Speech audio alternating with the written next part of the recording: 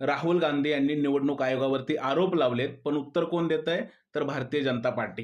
त्यात अमित शहानी बांगलादेशी मतदारांचा मुद्दा काढून एक वेगळंच वादळ पेटवलेलं आहे. काल राहुल गांधींनी निवडणूक आयोगावरती थेट आरोप केले. त्यांनी सांगितलं की बंगलोरच्या एका विधानसभेमध्ये कशा पद्धतीने मतदान चोरी झालेलं आहे.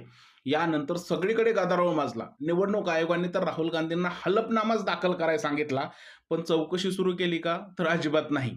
अपेक्षित हे होतं की निवडणूक आयोगच राहुल गांधीच्या आरोपाचं उत्तर देईल, पण उत्तर कोण देतंय? भारतीय जनता पार्टी. खरं तर भारतीय जनता पार्टीने स्वतःहून हे सांगायला हवं की तुम्ही कोणतीही चौकशी करा, कारण आम्ही जनतेच्या मॅन्डेटवर निवडून आलेलो आहे. पण भारतीय जनता पार्टी या सगळ्या आरोपाचा एवढ्या मोठ्या लेवलला जाऊन विरोध करते की सगळीकडून भारतीय जनता पार्टीवरती टीका होऊ लागलेली आहे की निवडणूक आयोगाचे तुम्ही ऑफिशियल प्रवक्ते झाले आहात का? निवडणूक आयोगाने सुद्धा आरोपाचं खंडन करायला अजिबात सुद्धा उशीर नाही लावला. पण राहुल गांधींनी जे पुरावे मांडलेले आहेत, त्या पुराव्याचं खंडन करताना त्याची चौकशी झाली की नाही, हे निवडणूक आयोग आणि भारतीय जनता पार्टी सांगू शकते का? आज तर बिहारमध्ये अमित शहा यांनी बांगलादेशी मतदार आपल्या देशात आहेत असं स्पष्ट सांगितलं आणि त्यामुळेच निवडणूक आयोग SIR ही मोहीम राबवतंय हे सुद्धा सांगितलं.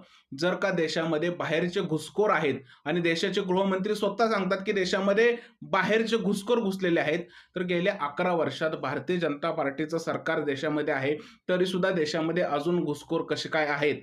गेल्या 11 वर्षात भारतीय जनता पार्टीने या घुसखोरांना देशातून हाकलून देण्यासाठी काय उपाययोजना केल्या? बरं, गेल्या 6 वर्षापासून गृहमंत्री म्हणून अमित शहा जबाबदारी पाहत आहेत.